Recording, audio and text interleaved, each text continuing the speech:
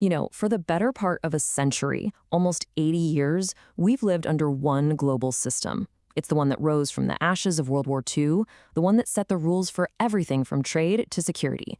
But here's the thing.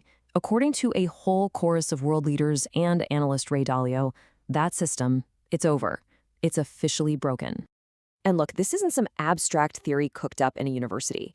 At the recent Munich Security Conference, we're talking a room full of the world's most powerful leaders. The mood was, well, grim. Germany's Chancellor, Friedrich Merz, didn't pull any punches. He just came right out and said it. The old order is gone. And the alarm bells just kept ringing. French President Emmanuel Macron stood up and delivered a message that must have sent a chill through the entire room. Europe's old security net vanished. And his conclusion was even more stark. Europe, he said, must now prepare for war. Now, this isn't just a European thing. Not at all. Across the Atlantic, they're reaching the very same conclusion. U.S. Senator Marco Rubio put it plainly. We're in a new geopolitics era because, well, the old world just isn't there anymore. The consensus is crystal clear, and honestly, it's deeply unsettling. So this brings us to what is probably the single most important question of our time, right? If the old rules are gone, if the game board has been flipped over, what comes next? To figure that out, we have to understand the new rules of the game. All right, so here's our game plan. First, we're going to dig into why the old order is dead. Then, we'll look at the predictable cycle of conflict that tends to follow, and we'll use the 1930s as a pretty chilling case study. After that, we'll lay out the new rules of power, and finally, we'll ask the big one. Are we watching history repeat itself right now? So first up, why is the old order dead? To really get this, you have to wrap your head around a pretty raw truth about how countries deal with each other. According to analyst Ray Dalio, it's less like a civilized society and a whole lot more like the law of the jungle. Think about it like this. Inside a country, right? We've got a system. We've got laws, police, courts, ways to settle fights with actual enforced consequences. But what happens between countries? Well, there's no global 911 you can call. There's no ultimate judge. It all boils down to raw power, threats, and, well, fights. And yeah, sure, we have institutions like the UN, but let's be real. Their power just evaporates the second a strong nation decides to ignore them. At the end of the day, power is what really talks. So for living in a world that's ultimately governed by power, how do these big conflicts actually start? They almost never just begin with armies marching. No, instead, they tend to escalate through a pretty predictable cycle, through what Dalio calls the 5 types of war. It usually kicks off with trade and economic wars, tariffs, sanctions, that kind of stuff. Then it ramps up to technology wars, a battle for who has the most cutting-edge innovation. After that, you get geopolitical wars, scrambling for influence and territory.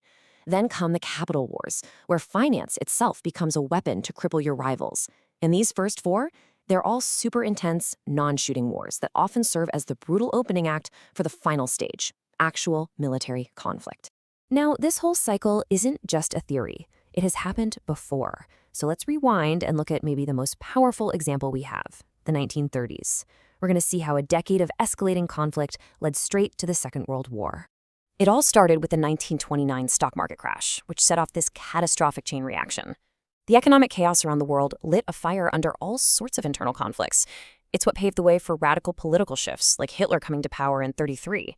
And that instability at home, it inevitably spilled across borders, leading to external conflicts, like Japan invading more of China and Germany marching into Poland, until it all exploded into a full-blown world war with the attack on Pearl Harbor.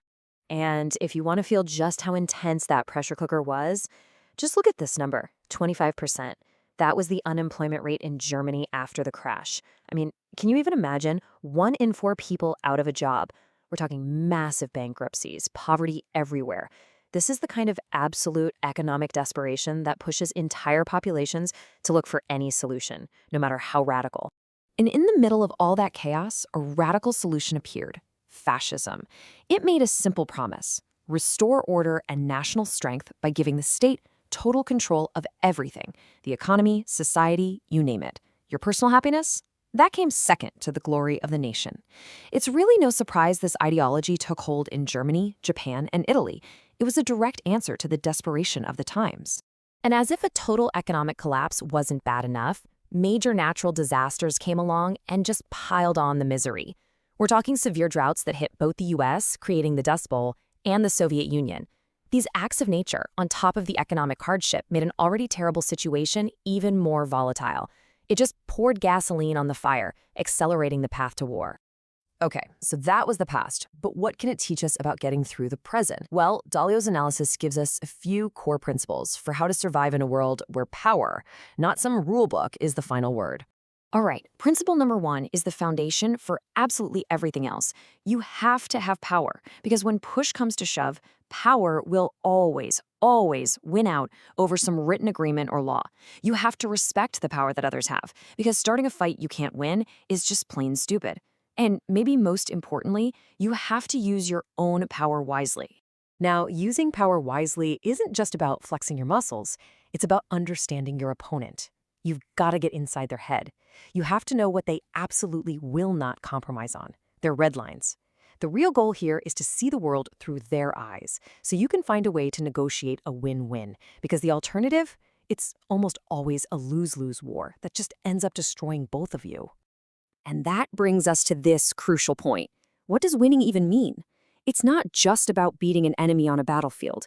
True winning is about getting your most important goals without losing what's most important to you: your people, your prosperity, your future. Any war that costs you more in lives and money than you could ever possibly gain, well, by definition, that's a stupid war.